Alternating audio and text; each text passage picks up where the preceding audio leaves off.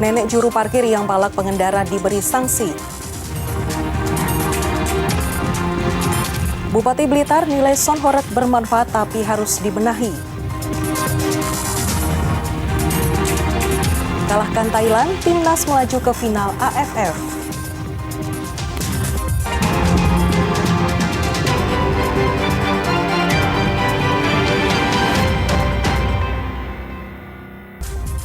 Halo saudara, apa kabar Anda hari ini? Kita berjumpa lagi dalam Kompas Jatim. Selain 3 informasi utama tadi, tim redaksi kami telah menyiapkan sejumlah informasi yang penting dan inspiratif lainnya. Bersama saya Vina Putri, kita jelang Kompas Jatim di Kompas TV, independen terpercaya.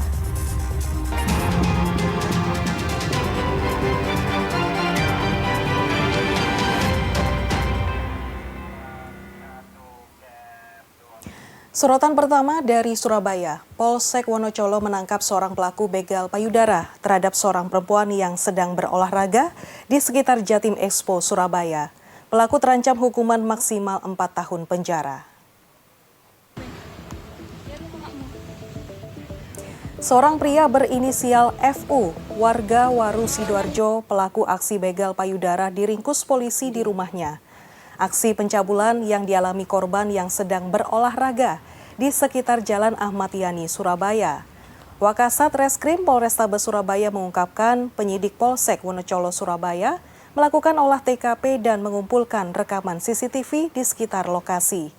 Pelaku dijerat pasal 6A Undang-Undang Tindak Pidana Kekerasan Seksual dan pasal 289 KUHP tentang pencabulan dengan ancaman hukuman maksimal 4 tahun penjara.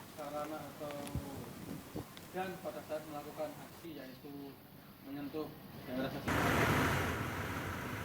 terkait dengan motifnya dari tersangka mempunyai hasrat yang tinggi, kemudian istilahnya birahinya naik, kemudian gairahnya untuk melakukan hal tersebut muncul. Seorang nenek yang menjadi juru parkir pengganti di Surabaya viral di media sosial setelah diduga memalak pengendara dengan tarif parkir melebihi ketentuan. Pemkot Surabaya memanggil yang bersangkutan untuk dimintai keterangan. Parkir aku 5.000 syukur-syukur. Jaluk piro? 10 ae. 5.000 parkir iki kasih. Peristiwa ini menimpa Sukinah, wanita 67 tahun yang berdomisili di Jalan Simolawang, Surabaya. Sehari-hari ia bekerja sebagai juru parkir di Jalan Kalimati. Nama Sukinah mendadak jadi perbincangan warganet setelah aksinya meminta tarif parkir Rp10.000 dari seorang pemilik mobil viral di media sosial. Padahal sesuai aturan Dinas Perhubungan Kota Surabaya, tarif resmi sebuah kendaraan roda 4 Rp5.000. Menanggapi hal ini, Pemkot Surabaya bertindak cepat dengan memanggil Sukinah ke kantor Dishub Kota Surabaya dan dimintai keterangan. Dalam pemeriksaan, Sukinah mengaku bersalah dan meminta maaf. Ia mengatakan dirinya hanya juru parkir pengganti karena petugas utama sedang sakit. Uang Rp10.000 itu dimintanya karena mobil telah parkir sejak pagi hingga siang hari. Saya maaf Pak, saya bersalah. Saya minta uang 10.000. Saya maaf, saya kapok, tak ulangan lagi. Sementara itu, pihak Dishub Kota Surabaya menjatuhkan sanksi surat tilang kepada Sukinah dan meminta menandatangani surat pernyataan tidak mengulangi perbuatan serupa.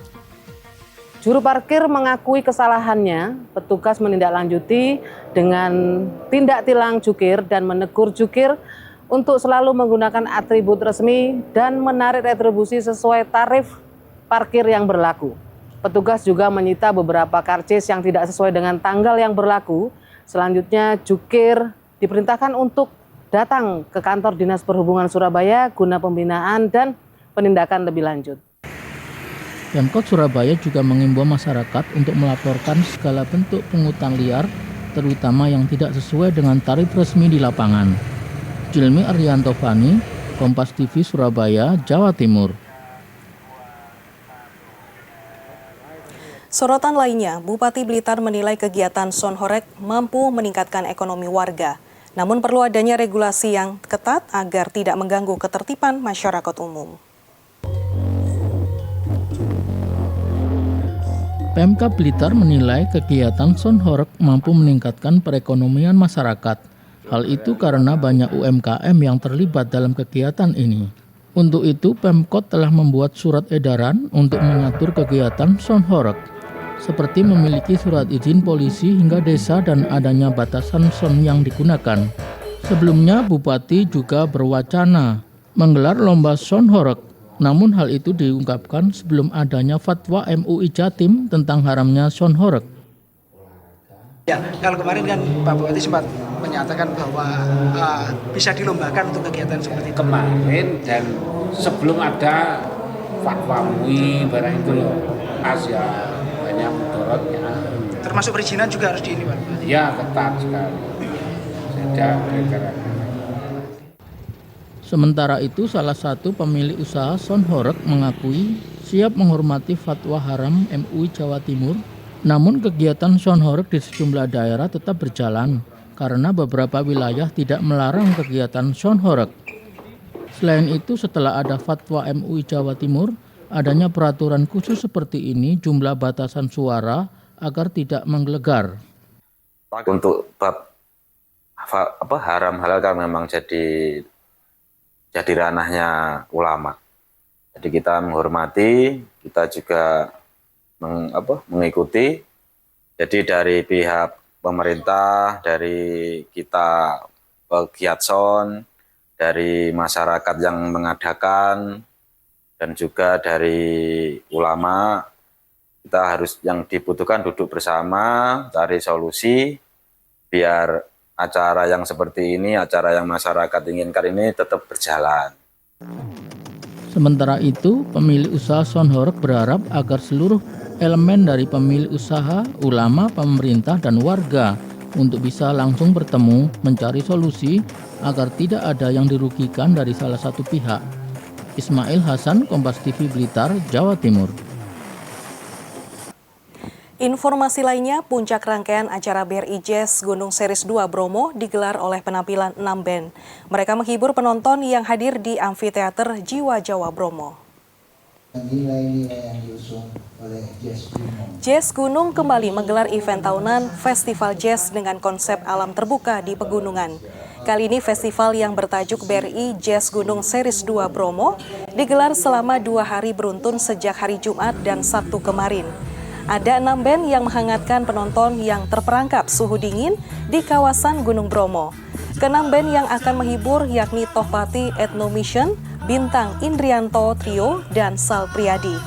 Founder Jazz Gunung, Sigit Pramono bilang pihaknya masih konsisten menggelar event tahunan Festival Jazz Gunung dengan menggandeng BRI sebagai pendukung utama acara, serta banyaknya peminat yang ingin merasakan sensasi menikmati konser di pegunungan. Sementara itu, pada hari Jumat kemarin, penonton Jazz Gunung Bromo telah dihibur oleh penampilan dari Monita Tahalea yang membawakan 13 lagu. Selama kami menjalankan dengan filosofi yang konsisten, yang disiplin, saya kira pada akhirnya audiens ini itu sudah bisa menilai, oh kalau mau menonton jazz ya, di tempat yang indah, yang terbuka dengan suasana yang berbeda, ya itu Jazz Gunung. Ya. Jadi kami sebetulnya siap, tapi kami juga ingin berkolaborasi, ya karena kami juga punya keterbatasan, ya, jadi kami berkolaborasi terutama sponsor-sponsor, ya, makanya kami merangkul BRI dengan harapan kami bisa mengembangkannya ke gunung-gunung yang lain, ya karena memang harapan kami ini kita itu sekaligus membantu pengembangan wisata berbasis komunitas. 6 grup band sukses meramaikan puncak event musik BRI Jazz Gunung Series 2 Bromo yang digelar di Amfiteater Jiwa Jawa pada Sabtu malam kemarin. 6 grup band tersebut diantaranya Tohpati Ethno Mission dan Sal Priadi. Puncak rangkaian event musik BRI Jazz Gunung Series 2 Bromo sukses digelar di Amfiteater Jiwa Jawa pada Sabtu malam. Animo masyarakat sangat tinggi pada event tahunan alam terbuka ini, meski suhu udara di kawasan Gunung Bromo sangat dingin, mencapai 15 derajat Celcius. 6 grup band yang tampil pada hari terakhir event jazz Gunung Bromo ini diantaranya Tohpati, Ethnomission, Sal Apriyadi hingga grup band asal Prancis Row. Seorang penonton asal Sidoarjo mengaku sangat antusias menyaksikan konser musik dengan konsep pegunungan yang udaranya dingin meski lokasinya jauh berada di luar kota. Oke, Jazz Gunung Bromo ini memang ambience-nya beda ya dengan konser musik yang lainnya, karena kita bisa merasakan dinginnya Gunung Bromo dengan ambience musik yang nge-jazz gitu Mas. Terutama tadi ada beberapa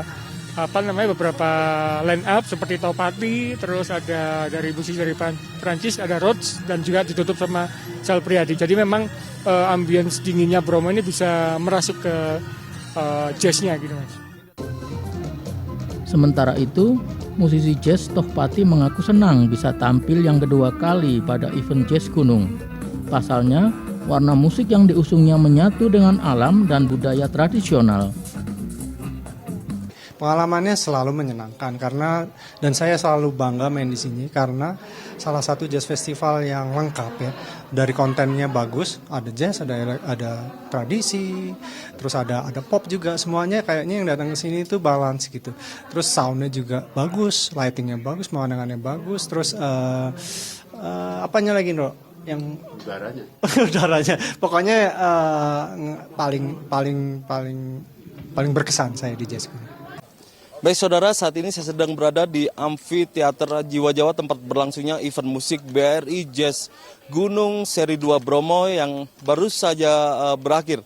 Dan penampilan terakhir yakni ditutup oleh Sal Apriyadi dengan membawakan sejumlah lagu populernya. Selain Sal Apriyadi juga ada beberapa grup band yang tampil di puncak dari BRI Jazz Gunung Seri 2 Bromo ini. Di antaranya Tohpati, Ethnomission, Rhodes, dan juga Lorju dari Madura.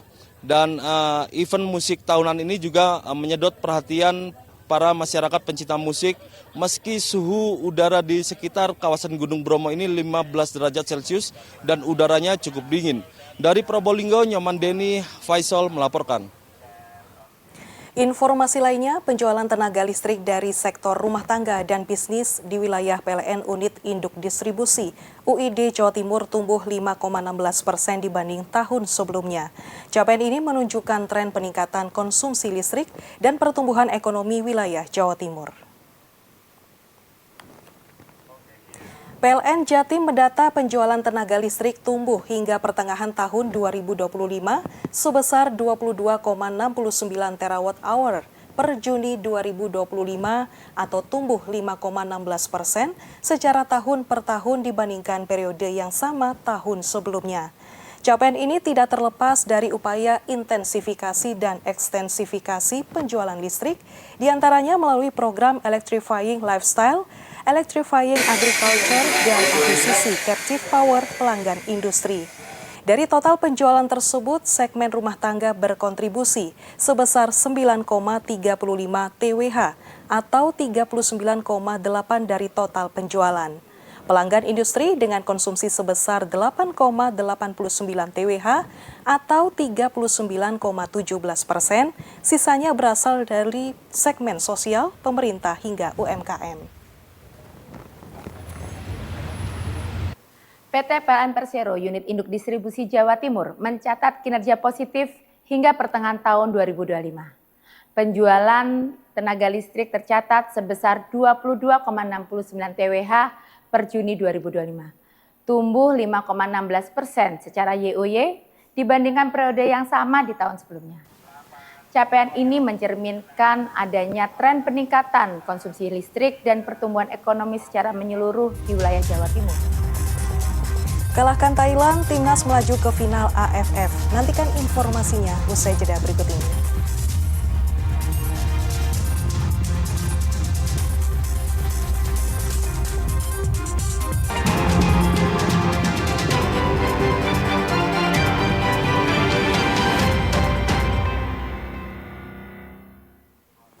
Saudara, timnas Indonesia lolos ke final Piala AFF U23 setelah menaklukkan Thailand dalam drama adu penalti.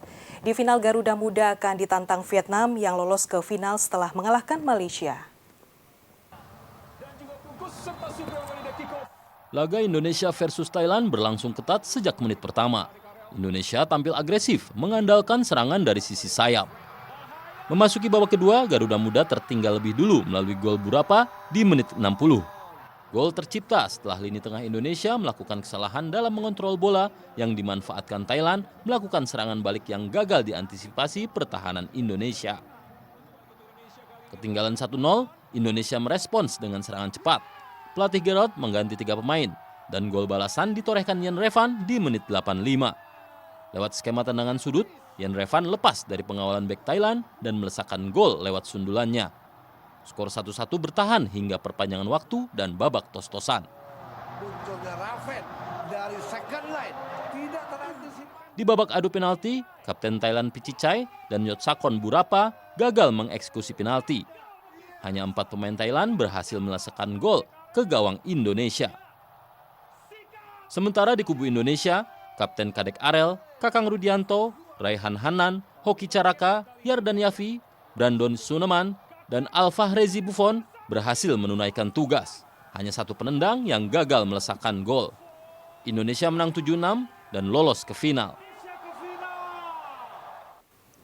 Dari Kejurnas Basket U16, Sahabat Semarang kampiun di sektor putri usai tundukan wakil Surabaya The Lions. Sementara di kategori putra Derby Jakarta antara Aras Gading Muda kontra Pratama Sangkala Roar dimenangi Aras Gading Muda 83-54.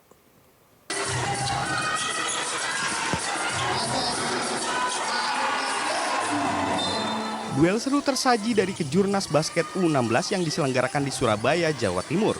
Pada laga final Jumat sore, tim putri Sahabat Semarang harus jumpa wakil tuan rumah The Lions. Sempat kesulitan di awal, Regina Maharani dan kolega akhirnya mampu membalikkan keadaan. Sahabat Semarang menjadi kampiun usai menang 46-26. Di luar hasil akhir, DPP Perbasi menilai Kejurnas U16 tahun ini berjalan baik. Secara umum, kualitas peserta juga meningkat dengan hadirnya talenta-talenta potensial. Kita melihat hari ini Kejurnas dari tahun ke tahun, terutama tahun ini tahun terakhir ini luar biasa, semakin baik, semakin rapi. Saya juga dengar dari teman-teman di luar sana Kejurnasnya juga lebih tertata, lebih rapi. Jadi mudah-mudahan tahun depan akan semakin baik dan semakin baik lagi. Sementara di kategori putra, babak final mempertemukan 2 tim asal Jakarta, Aras Gading Muda dan Pratama Sangkala Roar. Memimpin sejak tepis mula, Aras Gading Muda menyegel gelar juara usai menang telak 83-54. Misbahul Munir, Kompas TV Surabaya, Jawa Timur.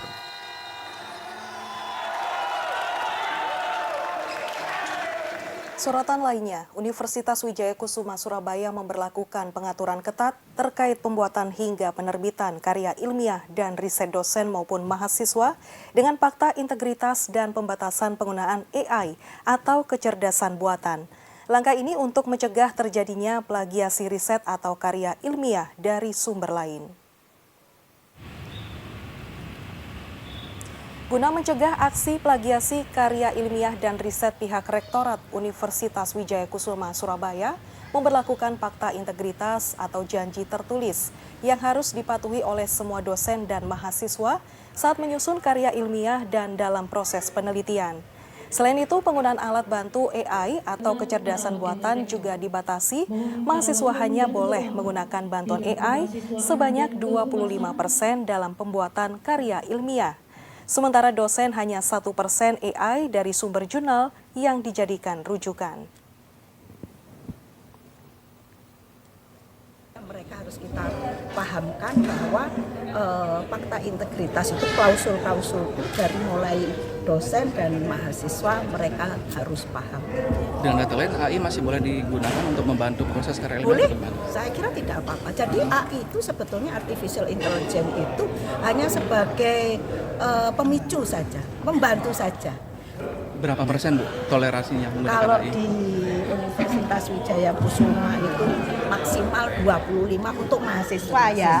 Tapi kalau untuk dosen itu kalau diturnitin itu kalau misalnya dilihat itu harus 1% dari setiap jurnal yang diambil cuma 1%. Para penjual bendera merah putih di Kota Malang sudah mulai bermunculan menjelang bulan kemerdekaan RI 17 Agustus. Pedagang bendera musiman ini biasanya akan bertahan hingga jelang peringatan kemerdekaan RI 17 Agustus. Salah satu jalan yang cukup mudah ditemui pedagang bendera merah putih adalah Jalan Sultan Syahrir, Kota Malang. Di sepanjang jalan ini berjajar beberapa pedagang bendera musiman yang menjajakan dagangannya. Berbagai macam bentuk bendera dan umbul-umbul ditawarkan oleh pedagang. Ukurannya pun juga bervariasi, mulai dari bendera standar untuk perumahan hingga jalanan kampung. Harga bendera bervariasi, mulai dari puluhan ribu hingga ratusan ribu rupiah. Penjual bendera musiman ini biasanya akan bertahan hingga tanggal 16 Agustus menjelang Hari Kemerdekaan Republik Indonesia.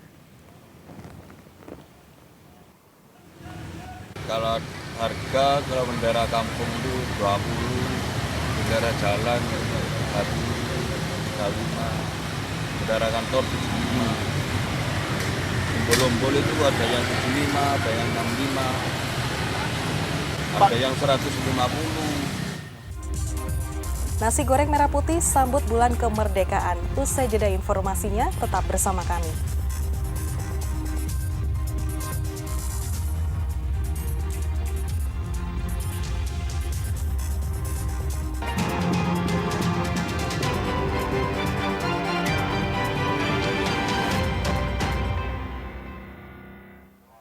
Saudara, jelang bulan kemerdekaan Republik Indonesia, salah satu hotel di Surabaya menyajikan nasi goreng merah putih sebagai menu spesial. Nasi goreng yang identik dengan warna merah, kali ini juga dimasak dan disajikan dalam dua warna, menyerupai warna bendera lambang negara, yakni merah dan putih. Dan informasi ini sekaligus menutup jumpa kita di Kompas Jatim hari ini. Jangan lupa saudara untuk menyaksikan live streaming kami di kompas.tv dan channel YouTube Kompas TV Jawa Timur. Kompas TV, independen terpercaya. Saya Vina Putri, sampai jumpa. Nasi goreng merah putih menu utama khas di bulan Agustus. Menu ini hanya dibuat setahun sekali di Hotel Santika, Surabaya. Spesial disajikan menyambut Hari Kemerdekaan Republik Indonesia. Untuk membuat nasi goreng merah putih, Anda hanya perlu menyiapkan bahan-bahan berikut ini. Nasi putih, bawang merah, bawang putih, kemiri, dan cabai merah yang telah dihaluskan. Khusus cabai merah, tambahkan hanya pada nasi goreng merah sebagai pewarna alami. Sedangkan pada nasi goreng putih tidak perlu menggunakan cabai merah. Sebagai pelengkap, tambahkan udang dan cumi yang telah dibumbui dan digoreng bersama tepung roti, telur dadar, dan ayam suwir. Selanjutnya lengkapi dengan kerupuk dan acar. Susun nasi goreng yang telah dimasak, nasi goreng merah pada bagian atas dan tutup dengan nasi goreng putih di permukaan bawah. Kita ambil tema karena di hari 17 Agustus, jadi kita memakai tema di merah putih. Untuk presentasinya juga pun kita buat yang tradisional, seperti tumpeng modelnya, jadi benar-benar mencerminkan lokal Indonesia. Untuk bahan-bahannya, kita memakai untuk warna merahnya, kita memakai dari cabai merah besar dengan dicampur bawang merah, bawang putih dengan kemiri sedikit aja. Kita memakai warna yang alami, dominan alami supaya lebih sehat. Nasi goreng merah putih menarik minat para pengunjung hotel yang ingin memeriahkan Hari Kemerdekaan Republik Indonesia. Tak hanya tampilannya yang unik, rasanya pun mantap di lidah. Karena apa milih makanan ini? Karena ini kan euforianya lagi Agustus ya, 17 Agustus merah putih, jadi tertarik aja untuk cobain makanan ini dan rasanya juga enak. Bagus nggak sih tadi Mbak merah putihnya? Merah putihnya bagus, jadi lebih ke Indonesia aja gitu ya. Jadi merah putih, terus dia kayak ketumpeng gitu, jadi Indonesia banget gitu lah. Baru pertama kali nggak sih Mbak makan? Baru pertama kali dan ini rasanya cocok, enak banget. Gurihnya dapet, pedesnya juga ada pas, kemudian udangnya juga fresh. Satu porsi nasi goreng merah putih ini dihargai Rp78.000. Nasi goreng merah putih ini tersedia di sepanjang bulan Juli hingga Agustus mendatang. Tim Liputan Kompas TV Surabaya, Jawa Timur.